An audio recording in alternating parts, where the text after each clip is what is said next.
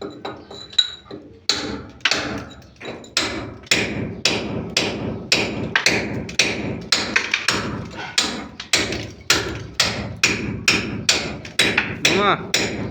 কি করেন ওনে? আর বলেন না মামা, এখানে একটা সার্কিট ব্রেকার বক্স ব্যবহৃত হবে। সেই বক্সটা আসলে কত বড় লাগবে, এই মাপের লাগবে, সেই মাপে আমি বাইর করে দিচ্ছি। আসলে বাইর করতে চাইছিলাম না, কিন্তু বাইরটা হয়ে গেছে, যার কারণে বাইর করে দিচ্ছি। পরে আমি এখানে সার্কিট ব্রেকার বক্স অর্থাৎ ডিবি বক্স এখানে বসা জাম দিয়ে দেবো, ইনশাল্লাহ ঠিক হয়ে যাবে। আর আপনার ঈদের ছুটি? ঈদের ছুটি এদের কাটাচ্ছি। এইটা আপনার ঈদের ছুটি? হ্যাঁ হ্যাঁ, আসলে কি মামা, কষ্ট লাগে কোন যায় জানেন? আগে যখন মায়ের কাছ থেকে 10 টাকা নিছি, 20 টাকা নিছি, আলহামদুলিল্লাহ খুববার আমি ঈদ কাটাইছি।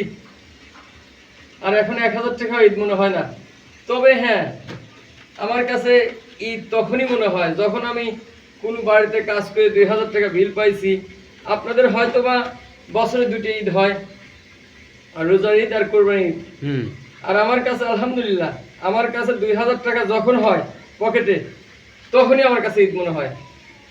তাহলে আপনি বোঝার চেষ্টা করেন যে আসলে ঈদের আনন্দ সবার জন্য কিন্তু না। না, আমরা যারা হাতে কাজ করি এদের ঈদ বলে কিছু নাই। এদের ঈদ তার মধ্যে সেটা হচ্ছে টাকা। টাকা পকেটে আছে, ঈদ আছে। টাকা পকেটে নাই, ঈদ নাই। আর এই শ্রেণী হাতুর, আসলে এই শ্রেণী হাতুর আমার কাছে খুব ভালো লাগে। আমার এই কর্মটাই আমার কাছে খুব ভালো লাগে, কারণ কষ্ট আছে, টাকাও আছে।